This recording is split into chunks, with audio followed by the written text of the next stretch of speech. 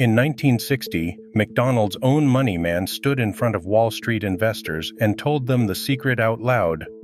"We are not technically in the food business. We are in the real estate business. The only reason we sell 15-cent hamburgers is because they are the greatest producer of revenue from which our tenants can pay us rent." That's not a critic talking. That's not this channel talking. That is the architect of McDonald's finances, explaining what the golden arches actually are. A landlord with 40,000 tenants whose rent checks happen to smell like French fries. Today, we open the file on the most successful real estate structure in business history. And the reason it belongs in this series is a twist you'll only see if you've watched our other files. McDonald's runs the exact machine that killed Mervyn's and gutted Sears. The same machine. It just points it in the other direction. This is the liquidation files. Open the folder. Start with the problem the machine was built to solve, because McDonald's almost died in its crib. In the mid-1950s, Ray Kroc had the franchise rights to a brilliant California burger stand, boundless ambition, and a terrible business. His deal with the McDonald brothers let him collect a royalty of less than 2% of franchisee sales, and out of that sliver he had to run the entire company. He was expanding fast and going broke faster, drowning in loans, with almost no control over the franchisees using the name. McDonald's, in 1956, was a growth story with no business model, a company you would not have bet on. Then Kroc hired a former finance executive named Harry Sonneborn, and Sonneborn looked at the burger business and saw what nobody else had seen. The burgers were never going to be the business. The dirt underneath them was. Here's the model Sonneborn built, and it's worth walking through slowly because it's the ancestor of half the deals in this series. McDonald's, through a new subsidiary called the Franchise Realty Corporation, founded in 1956, would control the land and building for every new restaurant, leasing it, and eventually buying it outright with mortgages. Then it would sublease the completed restaurant to the franchisee at a markup that started around 20% over McDonald's own costs and eventually grew to 40%. The franchisee also paid the insurance and the taxes. And the rent wasn't just a flat number. It was set as a percentage of the restaurant's sales, historically in the range of 8.5% to 10%, with reporting putting some modern franchisees as high as 16% or a fixed minimum, whichever was greater. Read the geometry of that. Downside protected by the minimum. Upside uncapped by the percentage. Costs locked at yesterday's fixed rates, income riding tomorrow's sales, and inflation forever.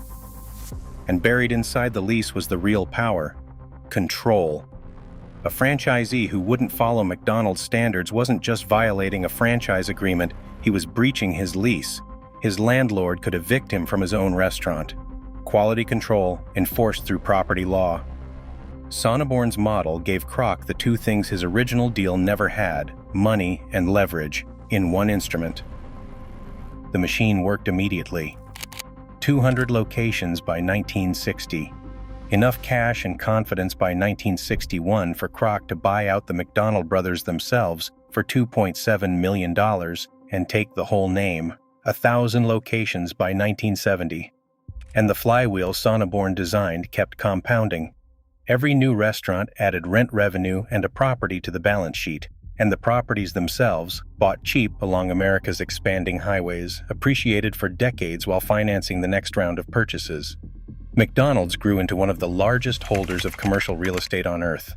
Measured by property, it belongs in a sentence with Blackstone and Brookfield, not Burger King. Nearly the entire asset side of its balance sheet is land and buildings.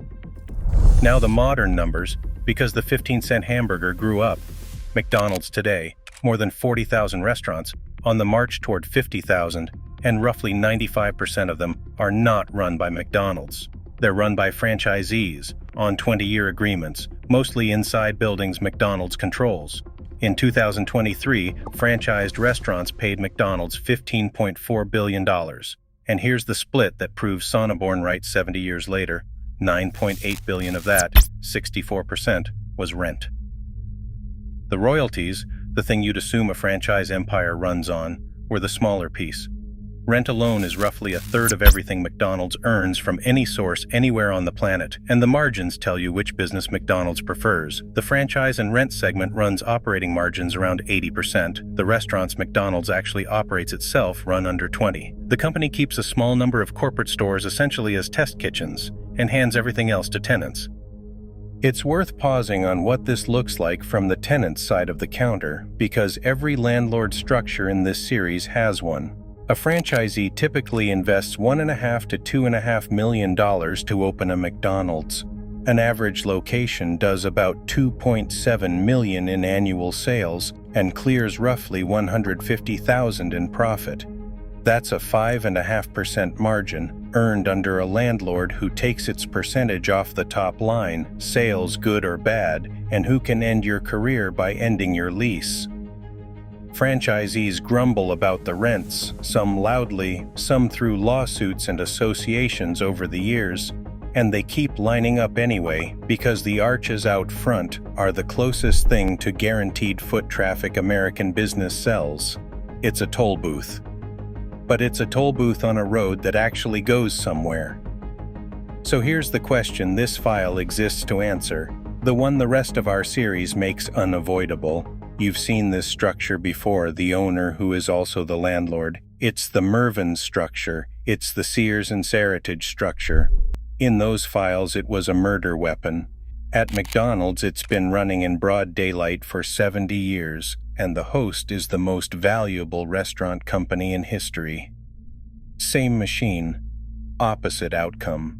Why? 2 reasons, and they're the entire lesson. First, alignment. When Mervyn's owners collected rent, the rent was extraction, fixed, inflated, indifferent to whether the stores lived. When McDonald's collects rent, the rent is a percentage of sales. If the restaurant thrives, McDonald's makes more. If it struggles, McDonald's feels it. The landlord's paycheck is chained to the tenant's cash register. That one design choice, Sonneborn's percentage, means the most powerful entity in the structure needs the restaurants to succeed. Extraction and operation pointed the same direction. And second, the reason this file sits next to Costco on our shelf, McDonald's refuses to take the machine apart. For decades, Wall Street has looked at all that real estate and salivated. Activist investors have repeatedly pressured McDonald's to do the move you know from our files, spin the property into a separate real estate investment trust, unlock what one campaign claimed was $20 billion of trapped value, split the landlord from the restaurant company and let shareholders feast. The Sears move, the Mervyn's move. McDonald's said no. Its executives argued the split would trade permanent control for a one-time sugar high.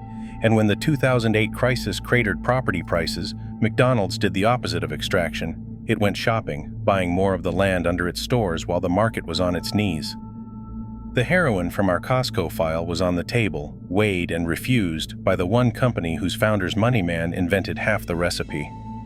So, let's close the file. McDonald's is the proof that the structures in this series were never inherently fatal. The owner-landlord, the toll booth rent, the property empire under the operating business, every piece of the extraction kit is present at McDonald's at the largest scale on earth, and it built rather than buried.